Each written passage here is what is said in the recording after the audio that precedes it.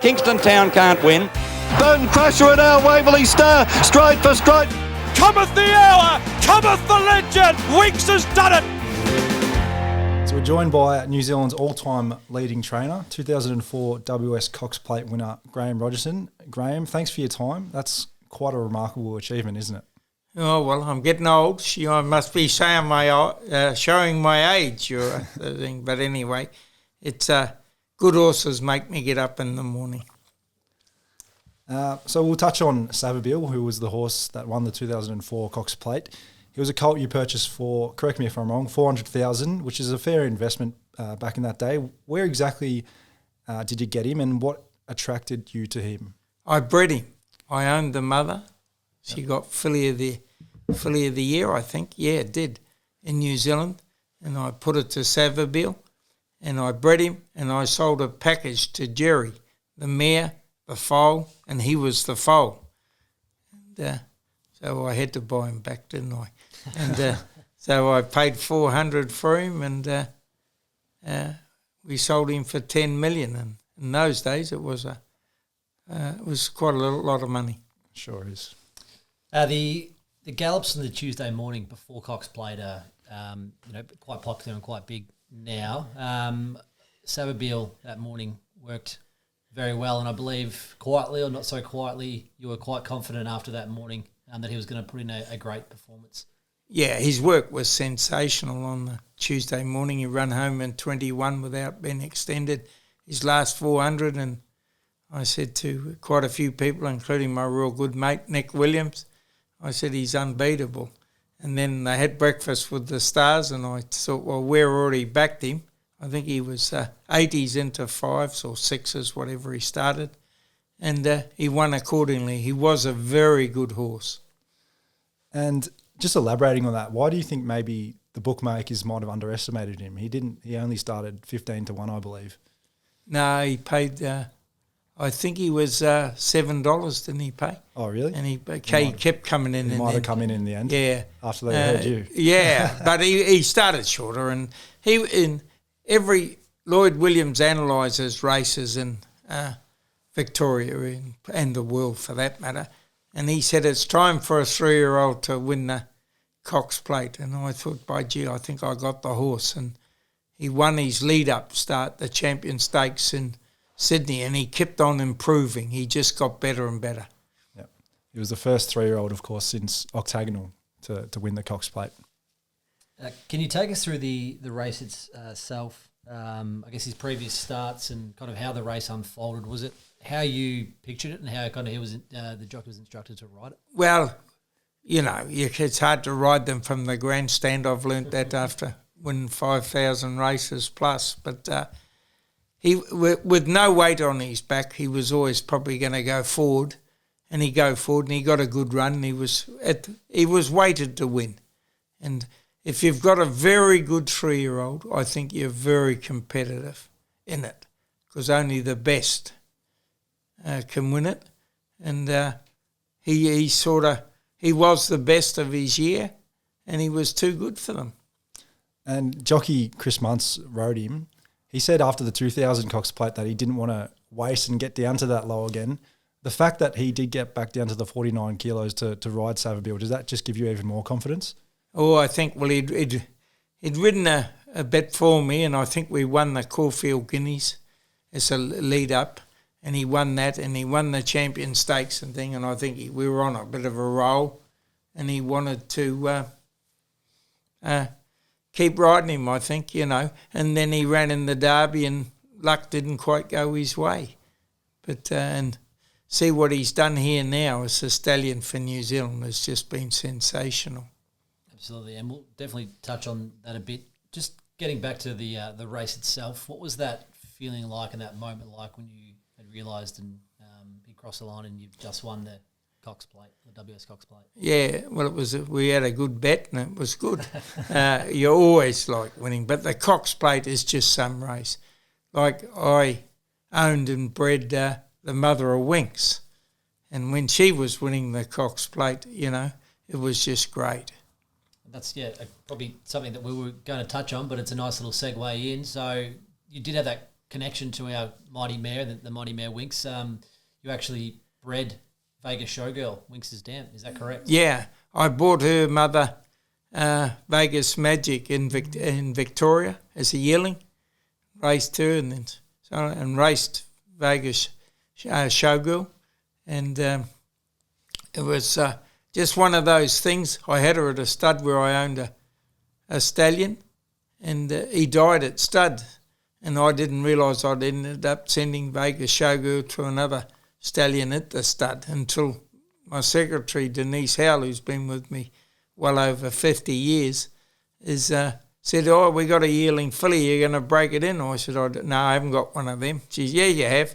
So that was Vegas Showgirl, and she was quite a handy mare, Group 2 winner, won quite a few races, and I had an old mate, Des Farrow, and he owned half of her, and he was over 90, so we put her in the sale, and I think we sold her for around $500,000, and then she left Winx, and luckily I kept a couple of half-sisters, so I've got a few of them I'm breeding from.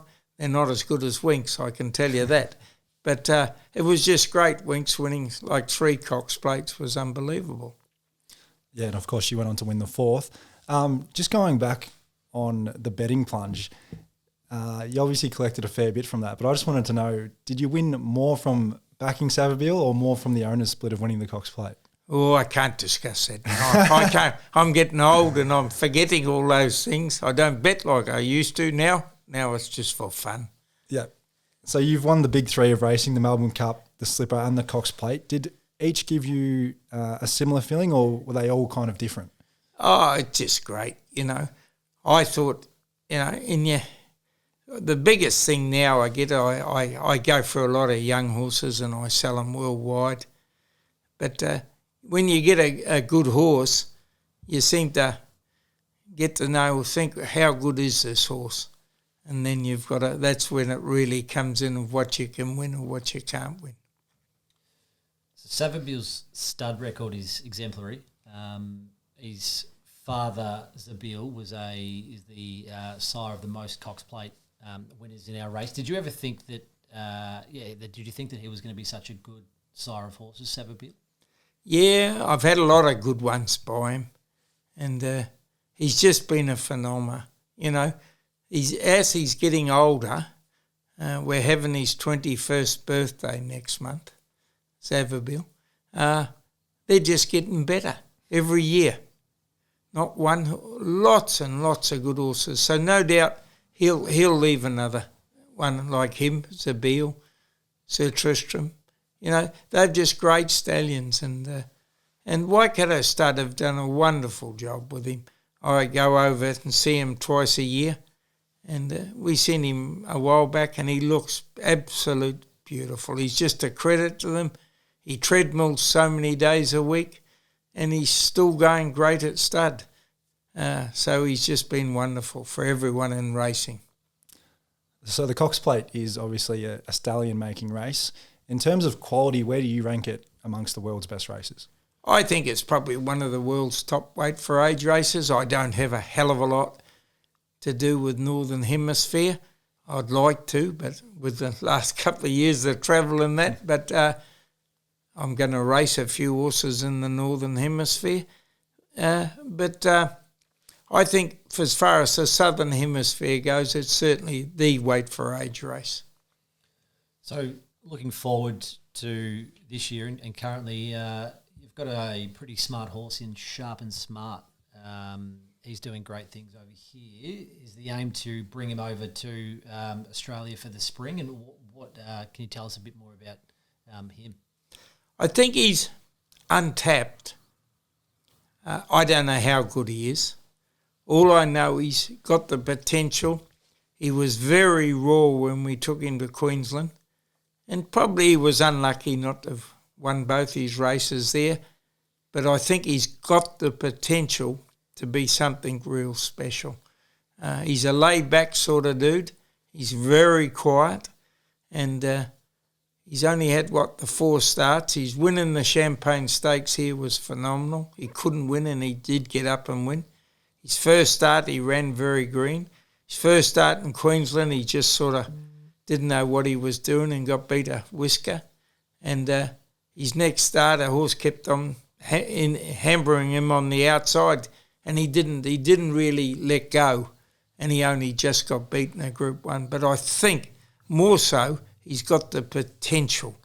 Now, if I'm any good, I think he's up there with the very best. But time will tell, and if the board see fit to add him in the race for the Cox Plate, I certainly he's got the ability.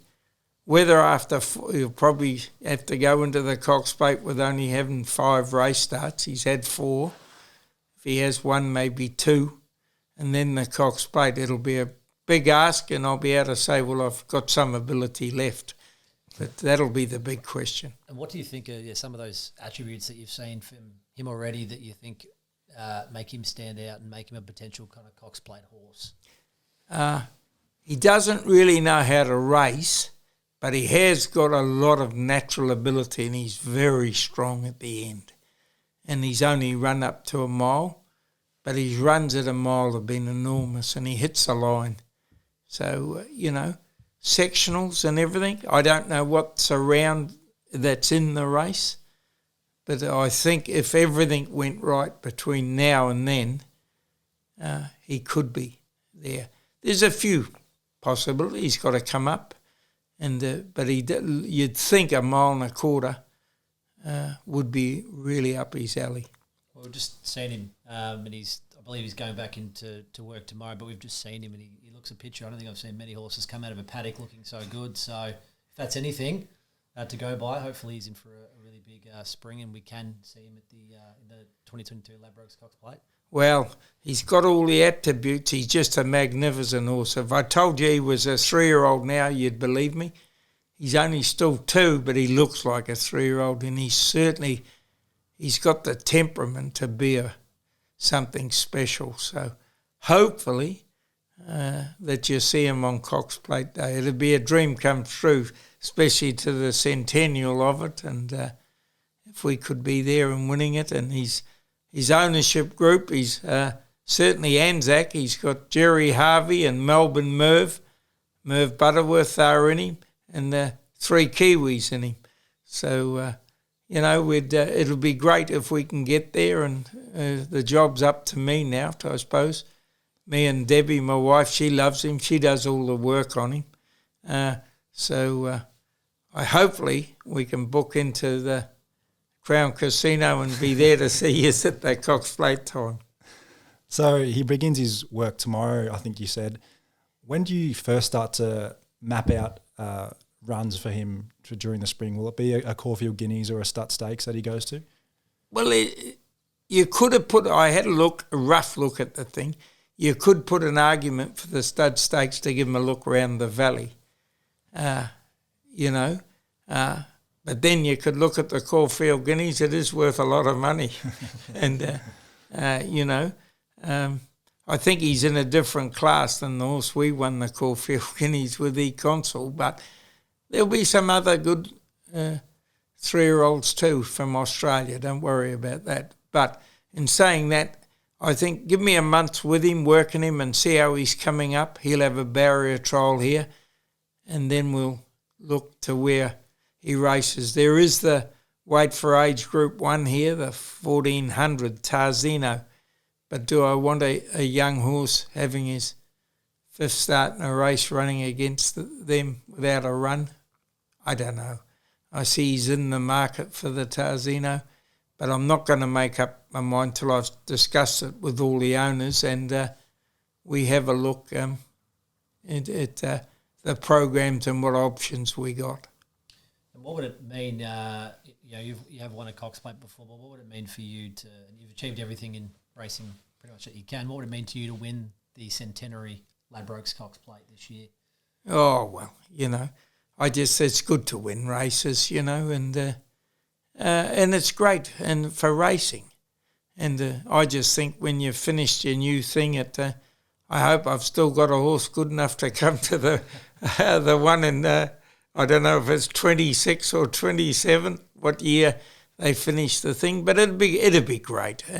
But I think I've got the raw material, whether we can, and in a month's time, no doubt you'll be ringing me again. Well, Graeme, thanks for your time. It's been awesome to reflect on Savabeel, and we're also looking forward to Sharp and Smart, who carries the same colours as him, coming over. I think that's all we have today. That's it. Well, Thanks, Graeme. I probably should give you some money. If you can get me 80 to 1, I probably should have some. 13, and they'll be ready for the Cox Plate for 2004. This potential coming up. They're ready to run. Stand. Racing. Left the gate well. Elstrom, although dropped out after the start and away quickly, Miss Potential and Regal Roller.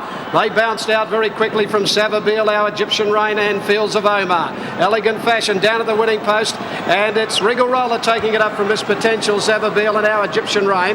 They're followed further back Elegant Fashion from Fields of Omar. Starcraft is back on the inside of Grand Ami. Paolini 3 deep around Elstrom from Natural Blitz. Delzeo and King's Chapel. Down to the 1500 metre mark, and Regal Roller led them in the Cox Plate by a length to Miss Potential and Savabeel third. Our Egyptian Rain has gone up fourth, and fifth is Elegant Fashion. Sixth on the outside, Fields of Omar. Starcraft back on the inside of Grand Ami, then Natural Blitz, Elstrom. 3 deep Paolini, then Delzeo and King's Chapel last of all around the bottom turn at the 1300 metre mark, and the inside Regal Roller's getting his own way in front.